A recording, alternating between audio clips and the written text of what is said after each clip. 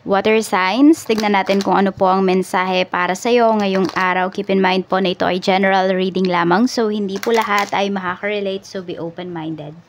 Sa mga hindi pa po nakasubscribe dito sa ating channel, please subscribe na po kayo and pa-like na din po ng ating video. At sa mga nais naman po mag-avail ng ating private readings, Lucky Stones and Amulet, makikita nyo po yung link sa description box below.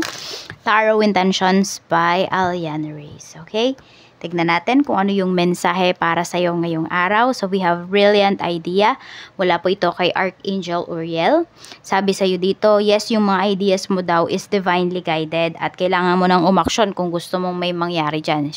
Sabi ko nga sa inyo, hindi naman pwede na puro dasal lang tayo. Hindi pwedeng puro manifest lang tayo, puro wish lang tayo. Kailangan din natin kumilos doon. We should act upon doon sa mga blessings na gusto nating mangyari sa life natin or mga goals natin. We have divine order. Sabi naman sa ni Archangel Raguel, everything is how it needs to be right now. So kung ano man yung mga nangyayari sa life mo ngayon, it is a difficult situation, an easy situation, dapat mo yang maranasan for you to grow and also for you to see kung ano ba, para mas maging matatag ka, mas maging matalino ka sa mga choices mo in life, sa mga susunod. Kasi pwedeng yung mga susunod na chapter ng life mo, kapag hindi mo to nadaanan kung nasaan ka ngayon, mas mahihirapan ka. So, ayan, parang wag mong isumpa water signs kung ano yung pinagdaraanan mo ngayon kasi it will make you stronger sa mga susunod na chapter ng life, okay? So, we have nurture. All you have to do is alagaan mo yung mental health mo, yung physical health mo, your emotional health, and ayan, yung mga bata din sa paligid ninyo. Bakit nga ba mga bata? Kasi 'di ba, hindi dapat dinadama yung mga bata sa mga nangyayaring kaguluhan, saan ba? Sa hindi magandang nangyayaring sitwasyon. So alagaan niyo po yung inyong mga anak, yan yung sinasabi dito. Parang wag niyo muna silang bigyan ng burden. Yun yung nakikita ko dito. Tignan natin kung ano pa yung mensahe. Tapos yung iba din sa inyo, you need also to heal your inner child pa. So, sabi natin, oh, may anak na kayo, pero hindi nyo pa pala na-heal yung inner child ninyo. Isabay po ninyo, ayan, habang inaalagaan nyo daw mga anak ninyo, i-heal nyo din also yung inner child ninyo or yung mga childhood traumas ninyo. Overwhelmed, the stress from this is draining me. Totoo, ito yung nafe-feel ninyo. Kaya nga sabi ko sa inyo, kahit nasa isang sitwasyon kayo na hindi maganda, ayan, you should take a break, pero wag kang magki-quit, wag kang susuko. Water signs, yun yung sinasabi sa'yo dito ni universe. Kasi hindi mo makukumpleto yung lessons kapag sumuko ka kaagad. Ang mangyayari dyan, paulit-ulit lang siya. So, paulit-ulit lang yung mangyayari sa'yo. Ayun, hanggang sa hindi mo nga natatapos yung lessons. Kaya ka nagtataka yung iba sa inyo, bakit kayo paulit-ulit na lang, kunwari yung nangyayari sa relationship mo, sa family mo. Bakit paulit-ulit na lang yung nangyayari? Kasi yung lessons na tinuturo sa inyo or yung lessons na dapat makukuha nyo dun sa isang sitwasyon na yun, hindi nyo yun na-pick up. Kasi pwedeng mataas yung pride. Pwedeng merong ayaw makinig. So, tignan natin kung ano pa yung mensahe. So, hindi kayo ba willing to listen, willing to grow, or kung hindi kayo yan, pwedeng yung mga family members ninyo, friends, or kung sino man yung kadil po ninyo. Pagdating sa, ikaw to, Queen of Cups. So, ngayon naman, kalmado yung karamihan sa inyo. Water signs, connected kayo with your, nakita ko dito, heart chakra for some of you. So, marami kayong mga blessings, marami kayong mga good things na marireceive sa life ngayon. Okay? So, parang unti-unti na nare-realize mo ano ba yung dapat mong gawin towards dun sa isang problems mo. Okay? Napapag-connect mo na siya. So, yan. Nandito na tahimik ka pero nag-iisip ka. Kinakalma mo yung sarili mo kasi alam mo yung mga nangyayari sa paligid mo. Pagdating naman sa bahay, we have, ayan, justice. Meron yatang naghihigpit dito. Pwedeng naghihigpit ng sinturon. Pinabago nyo yung rules sa bahay. Ayan po, may pag-uusap kasi dito. Pwede rin, kung merong mga partihan dyan na kailangan pag-usapan, pinag-uusapan na siya. Yan yung pinapakita dito. Pagdating sa bahay, pagdating sa family, sa relatives, ayan po. Merong pag-uusap dito. Hindi ko din alam kung meron bang may kaso or may nakasuhan dito sa family mo. So, yun yung pinagmimitingan ng mga matatanda dyan sa inyo. Ayan po. Tignan natin. Basta may mga legal cases kasi na pinapakita dito. Or sabihin natin baka meron kang family members, meron kang relatives na matigas yung ulo, you know, sakit siya sa ulo ninyo. Ayan, sumasakit nga yung ulo tsaka yung batok nung iba sa inyo ngayon. So yun, ito, nagiging sakit ng ulo yung tao na yun sa inyo. So parang di nyo na alam kung ano ba yung gagawin ninyo. Kaya kailangan ng pagmitingan. Check natin pagdating naman po sa friends. Sa friends, we have the star. So, pwedeng meron kang kaibigan ditong balikbayan. Ayan, magbabalik sila dito. Diyan sa lugar ninyo.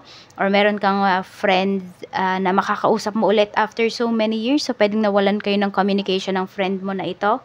So, ngayon, ayan, magkakausap kayo. Pwedeng i-invite ka pa niya. At kung meron man kayong hindi mga pagkakaunawaan before, pwedeng mapag-uusapan nyo din po yun ngayon.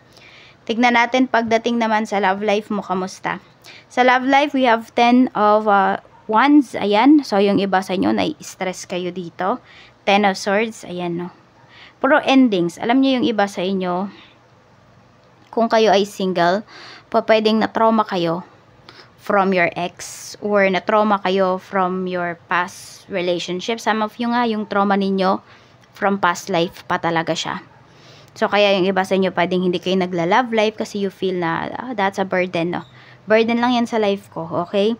So, parang, ang lamig-lamig ninyo, yan. So, siguro sobra kasi kayong nasaktan. Kung kayo naman ay nasa isang relationship, or marriage kayo, ayan, so parang inaayos nyo talaga as much as possible kung paano nyo ba aayusin to, or nag-extra effort na kayo pagdating dito sa relasyon, pero yung person mo nagagawa ka pa ring lokohin. So, ayan nga, nasa love life na tayo, no? So, yun, parang, you feel na ikaw yung nag-e-effort, pero ikaw pa yung niloloko dito. Or ikaw na lahat ng gumagawa ng responsibilities, kunwari ng asawa mo, pero nagawa ka pa rin lokohin. So, ayan, may endings kasi na pinapakita po dito. Pero, desisyon nyo pa rin yan, if itutuloy nyo ba to, or, ipaglalaban nyo ba, or bibitawan nyo na. Tignan natin pagdating sa money. Okay, pagdating sa pera po, we have Queen of Pentacles. Marami sa inyo water signs, maganda yung flow ng money ninyo. Ayan o, ngayong araw na to. Kailangan nyo lang talaga, yung iba sa inyo, need nyo lang talaga maging practical. Oo, practical. What I mean practical is, kahit nasa bahay kayo, pwede kayong kumita.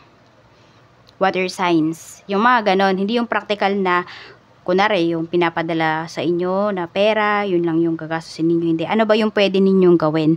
So, ayan o. Isip kayo, water signs.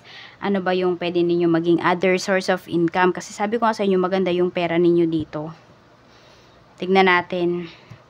Marami sa inyo, magaling kayo sa business. You have talaga, yung, sabi natin, yung hands para sa business. Yung iba lang sa inyo kasi pwedeng, may mga, mahirap kasi, diba, kapag may mga anak talaga. Tapos, kunwari yung business niyo na yan ay dyan nyo pa kinukuha lahat. So, medyo mahihirapan talaga.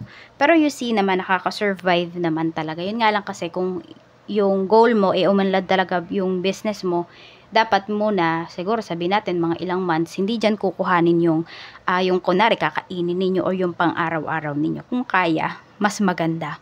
Tignan natin pagdating naman po sa career. Sa career, we have the moon. So, yung iba sa inyo dito, parang hindi pa tapos yung kontrata ninyo, ang dami ng offers na lumalapit sa inyo pagdating dito sa career.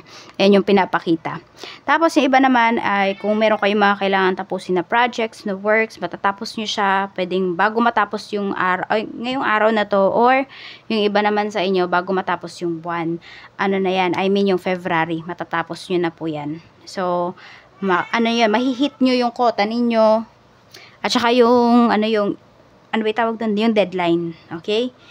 Parang, mas maaga pa. Ayan, mas maaga pa. Hindi naman kayo aabot ng deadline. Mas aayusin nyo to. Mas uunahin ninyo. Yan. Tignan natin kung ano pa pagdating naman sa business mo. Sa business, we have the High Priestess. Kailangan nyo lang talaga maging matalino. Kung may nangungutang sa business ninyo, tutubuan nyo ba? Water signs. Ayan o, Knight of Cups. So, ayan o, mas maganda daw, mas marami kang i-offer. Yung i-offer mo, syempre, sa kanila is hindi ikaw yung talo. Malamang dapat ikaw yung panalo dito. Water signs. O, ayan, kung may mahilig umutang dyan sa business mo, o ano yung gagawin mo? Papatungan mo ba? Or may collateral ba dapat? 'Di ba? Kasi may mga makakapal talaga yung mukha, hindi sila nagbabayad, 'di ba? O di ayan, kung merong collateral, edi makapagbayad sila, 'di ba? Aanuhin nila. Oo.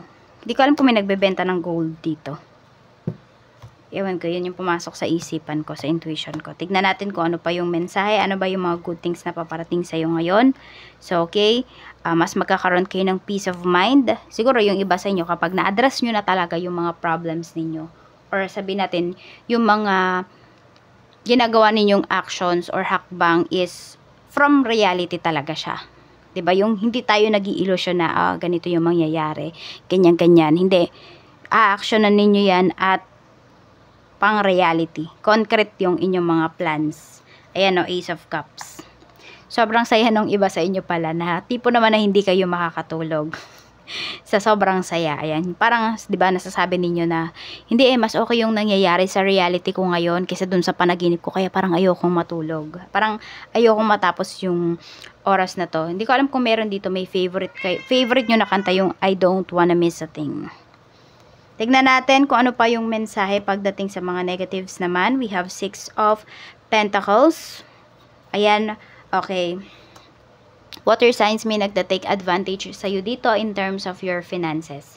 So, pwedeng may mga tao dito na manghihiram sa'yo ng pera, pero sabi natin, yung sinabi nila sa'yo na kaya sila manghihiram dahil ganito, ganyan, is hindi talaga yon yung dahilan. Ayan. Kaya mag-iingat ka kung sino ba yung mga pagkakatiwalaan mo. For some of you naman, kung sino yung tinutulungan mo, sino yung binibigyan mo ng pera monthly, kung kayo ay nasa malayo, yung tao na yon pwedeng hindi siya nagiging honest sa inyo. Sabi natin, may mga kinukupit, may mga iniipit siya na pera. Yung iniipit niya na pera na yun, tingnan natin. Okay, judgment. Mukhang kunwari, sa kanya lang talaga, pang travel niya. Pwedeng pang travel. Kung hindi naman mahilig lumabas yung tao na yan, para sa sarili lang niya talaga. Kumukupit siya, ganyan. O hindi siya nagiging honest talaga sa'yo na, dito ko ginastos yung pera, etc., etc. Hindi. Nagtatabi siya ng para sa kanya, sa sarili niya. So, ito po yung inyong mga lucky numbers. Tignan natin, okay? So, kung ano po yung sasabihin ko, sulat nyo na lang po. We have number 6. We have number 15. 26. 11. 30. 39. Ayun po. Tapos na pala tayo. Naka-anim na tayo. Maraming salamat po. Mag-ingat kayo always. And more blessings to come. Water signs, maraming salamat po sa walang sawang pagsuporta ninyo dito sa aking channel. Sa araw-araw po ninyong pagbalik, pag-like, pag-share, pag-comment. Binabasa ko po yan lahat. Yun nga lang, ayun, basta pag hinart ko yan, binasa ko yan. Minsan na nga lang, din na lang talaga ako nakapag-reply sa inyo. Pero sobrang salamat po. Bye-bye!